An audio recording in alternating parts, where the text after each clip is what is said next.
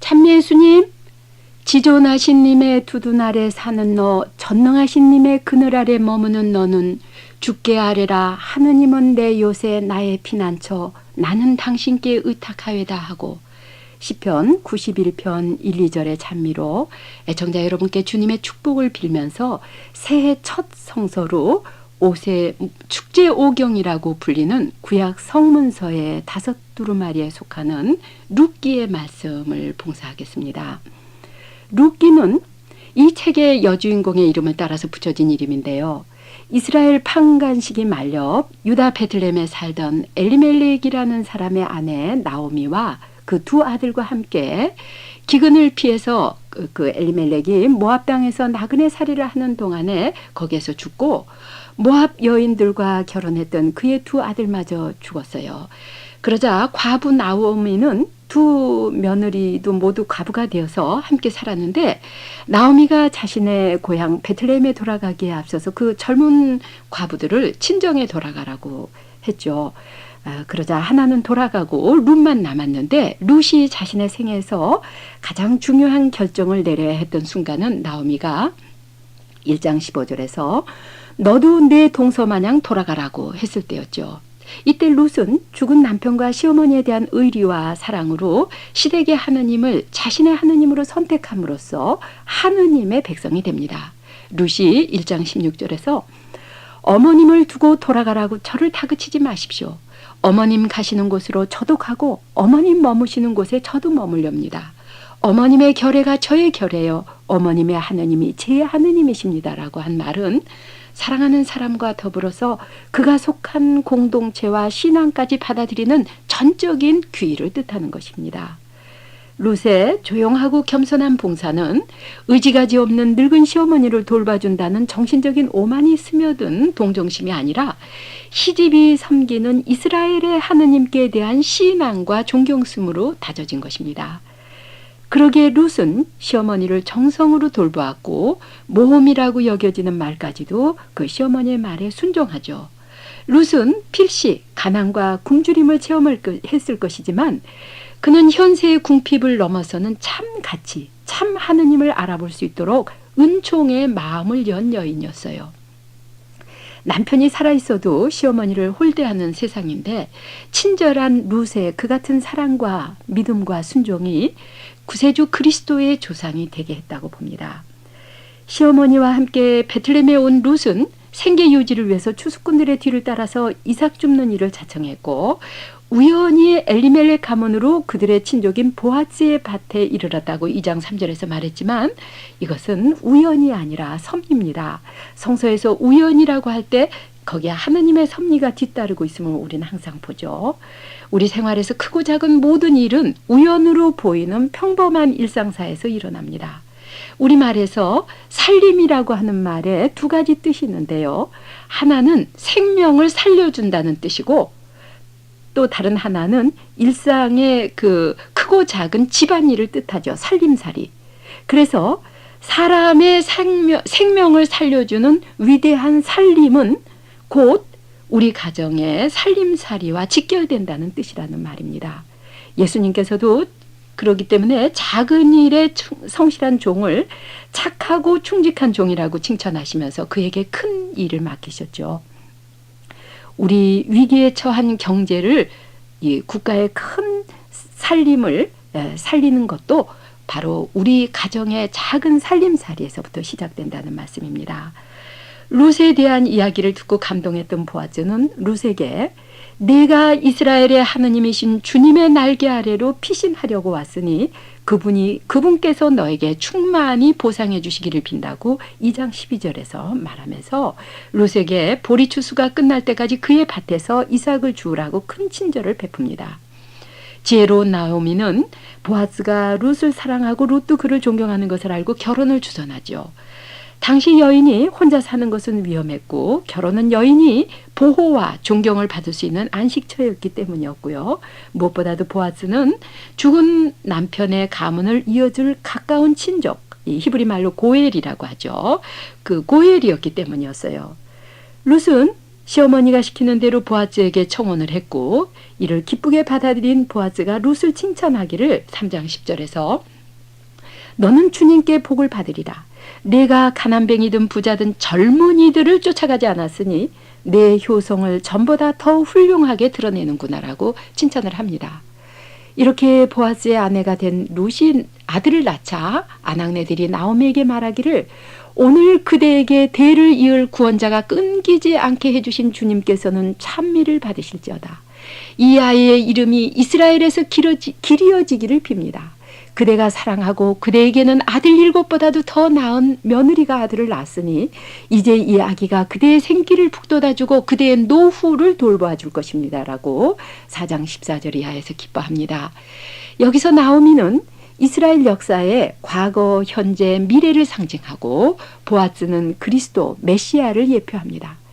사랑이 많고 큰 룻은 가장 아름답고 숭고한 여인, 하느님과 본질이 같으신 분이지만 인간으로 태어나신 예수 그리스도의 어머니 천주의 성모 마리아를 예표합니다. 그리스도의 정배인 교회, 또 믿는 이들의 신비체인 교회를 상징하기도 하죠. 가톨릭 교회가 새해 첫날을 천주의 성모 마리아 대축일로 경축하는 것과 룻기의 말씀과 연관이 크다고 봅니다. 이제 룻은 더 이상 가난한 이방 여인이 아니라 보아스의 아내 오벳의 어머니 다윗 왕의 조모가 되었어요. 이로써 룻은 잃었던 것보다 더 많이 받았고 그 믿음의 보상으로 축복과 영예를 받았어요. 구세사에서 여인의 위치는 구원의 여인이 되느냐 멸망의 여인이 되느냐인데요. 룻기는 가정생활의 섬세한 배려와 희생정신과 여성의 위치를 높이 평가하고 있어요. 시련 중에서도 생명을 키우는 살림살이의 소명을 말없이 실천한 룻기로 사랑과 자기 희생의 모범이신 천주의 성모 마리아 대축일에 저희 모두를 축복하시는 주님, 이 사람을 살리는 이 살림살이의 살리는 영으로 하느님의 아들 우리 주 예수 그리스도의 어머니이신 성모님을 저희 어머니로 주시는 주님은 세세의 찬미와 영광을 받으소서. 아멘.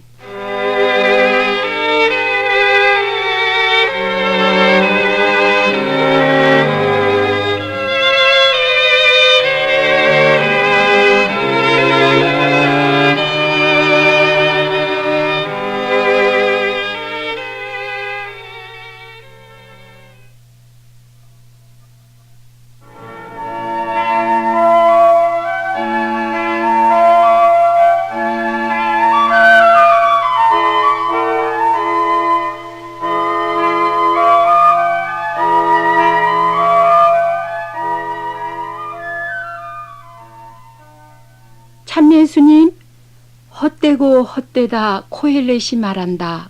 헛되고 헛되다 세상 만사 헛되다.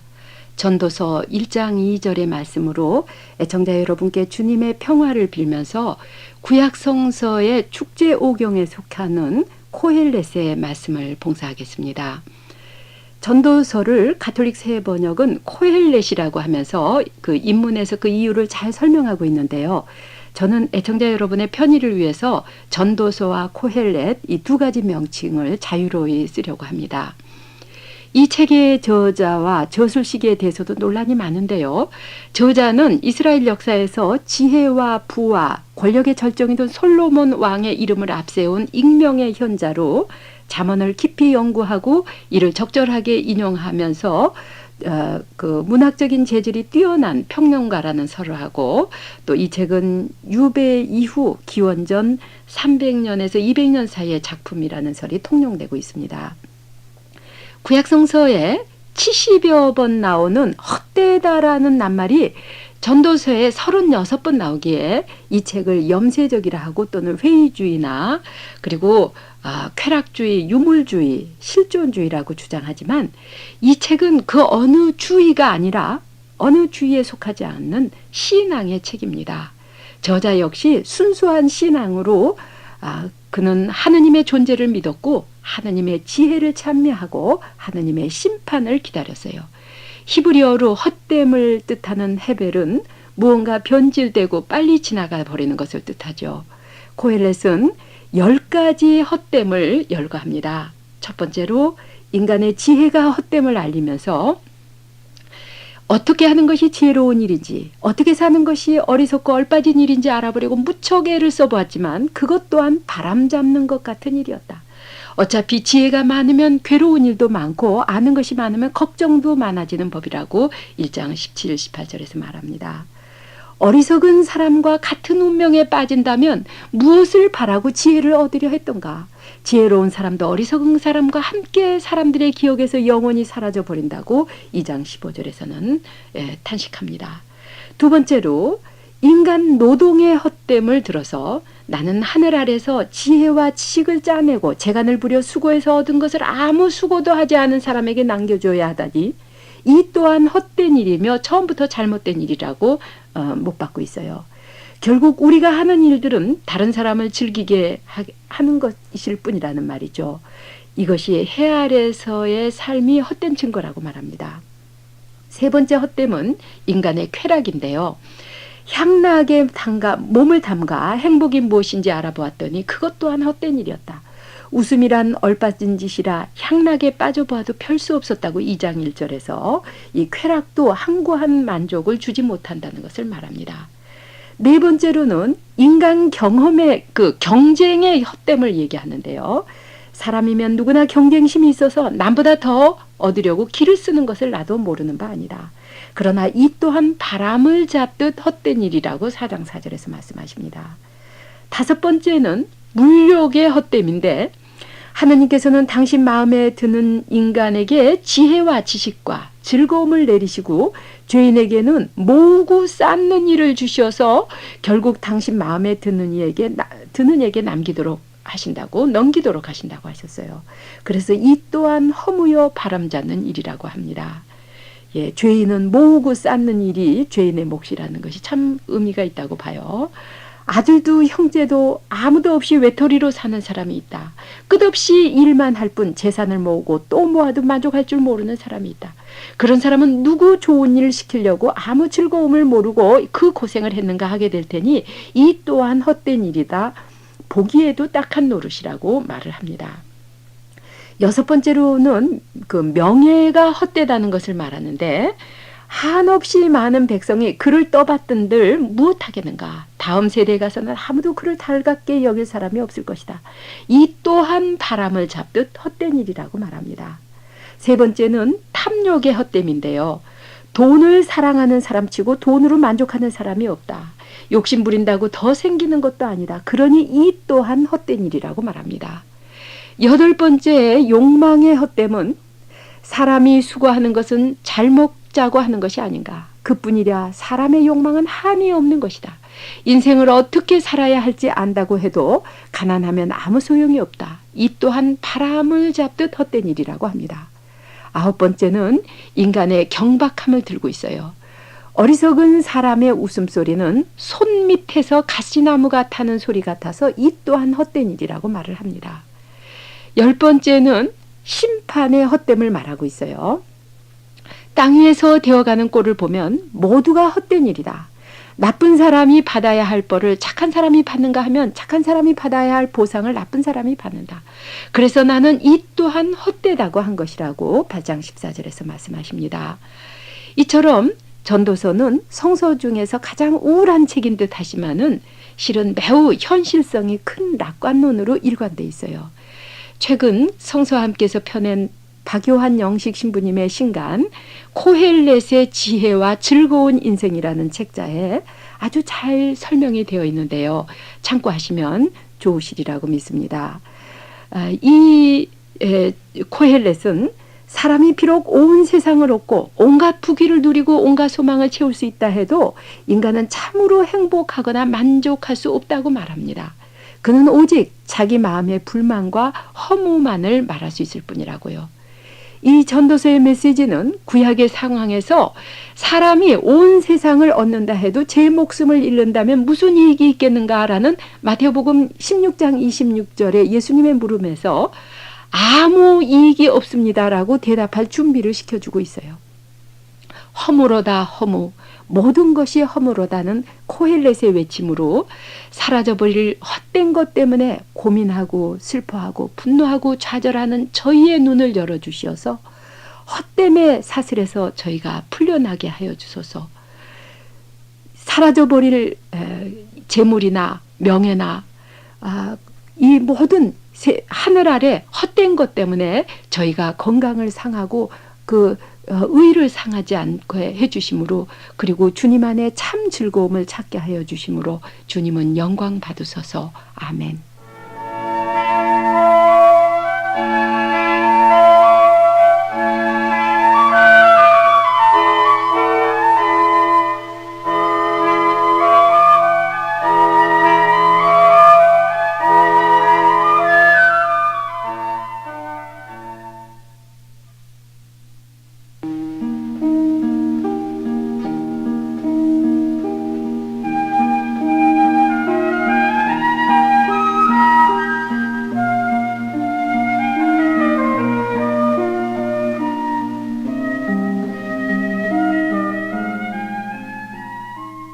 참매 예수님, 하느님께서 하시는 일은 모두가 한결같으셔서 누가 보탤 수도 뺄 수도 없는 노릇이라 사람은 하느님께서 하시는 일을 보고 다만 그의 앞에서 두려움을 느낄 수밖에 없음을 나는 깨달았다. 전도서 3장 14절의 말씀으로 애청자 여러분께 주님의 축복을 빌면서 전도서 1장 12절에서 8장 14절까지의 말씀을 봉사하겠습니다. 전체가 12장으로 된 전도서는 서론과 결론 사이에 4번에 걸친 설교로 구성이 되어 있는데요. 각 설교는 둘로 나뉘어서 전반부는 갈등과 허물을 묘사하고 후반부는 그 문제의 해결을 제시하고 있어요. 첫 설교인 1장 12절에서 3장 15절까지는 그 전반부의 코헬렛의 경험을 바탕으로 태양 아래 모든 것이 헛되다고 하면서 인간의 지식, 의도, 쾌락, 생산, 노동이 다 허무하다는 것, 그리고 세상에 새로운 것은 하나도 없다는 것을 외칩니다. 그러나 후반부는 수고한 보람으로 먹고 마시고 즐기는 일만큼 사람에게 좋은 일은 없다고 이렇게 말을 하면서 인생살이에서 하느님을 떠올릴 때면 참 즐거움이 가능하다는 긍정적인 주제로 옮겨가죠. 또 코헬렛은 삶의 모든 일에는 때가 있다는 것을 외치면서 사람의 때는 알 수 있지만 하느님께서 하시는 일의 시작과 끝은 이해할 수가 없고, 그래서 미래를 알 수 없다는 불안이 현재를 어둡게 함을 이야기합니다. 인생의 어두운 면과 아름다운 면을 동시에 바라보면서 헛되다와 즐겨라를 번갈아 외치는 코헬렛은 삶의 그 불공평과 부패함이 있고 모든 인간이 죽는다고 해도 공의하신 하느님은 이 심판의 때를 정해주셨다는 것과 또 하느님을 떠나서는 삶의 참 기쁨이나 참 만족이 있을 수가 없다고 결론을 짓습니다. 두 번째 설교인 3장 16절에서 5장 20절에는 첫 설교와 비슷한 내용이지만 설교자의 체험으로 알게 된 하느님과의 관계에 대한 묘사가 아주 생동감에 넘칩니다. 예를 들면 5장 2절에 하느님은 하늘에 계시고 너는 땅에 있다는 이 경의에 찬 외침을 들 수가 있어요. 창조주 하느님과 피조물인 인간과의 이 선을 분명히 밝히는 저자가 하느님께 가까이 가는 사람이 말이 적어야 한다는 것을 또 강조합니다. 이어서 일이 많으면 꿈자리가 사나워지고 말이 많으면 어리석은 소리가 나온다고 훈계하면서 하느님께 바란 서원은 꼭 지키라고 강조하죠. 서원하고 지키지 않는 것보다 오히려 서원하지 않는 편이 낫다고 하면서요. 또한 사람이 많이 벌려놓아서 꿈도 많이 꾸고 헛된 일도 많이 해서 말도 많이 하겠지만 하느님 두려운 줄만은 알고 살아야 한다고 당부합니다.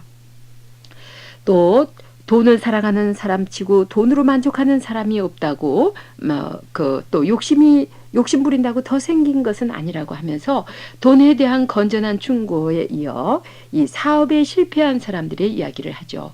일껏 재산을 모아놓았는데 그 재산 때문에 우환을 당하는 사람이 평생 암담한 나날을 울며 애타고 병을 앓으며 분노하는 일로 괴로워하며 사는 것이 기막힌 노릇이라고 합니다. 이 모든 것을 보고 깨달은 코헬렛이 충고하기를 멋지게 잘 사는 것은 하늘 아래서 수고한 보람으로 먹고 마시고 즐기는 일이라고 해요.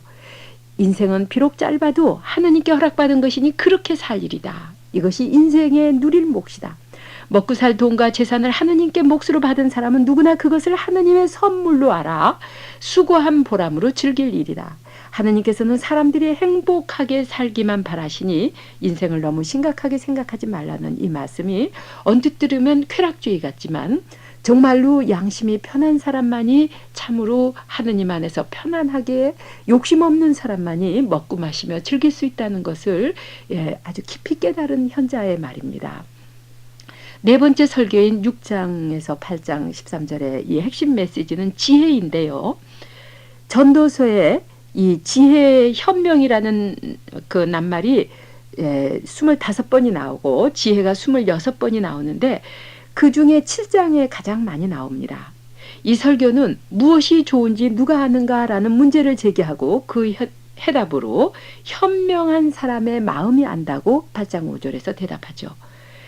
코헬렛은 인간이 생명을 보존하는데 지혜와 부요함이 도움을 주지만 죽음의 문제를 해결하지 못하기 때문에 인간은 오직 신앙으로 살아감에 중점을 두라고 하면서 신앙의 대상이 오직 하느님뿐임을 강조합니다.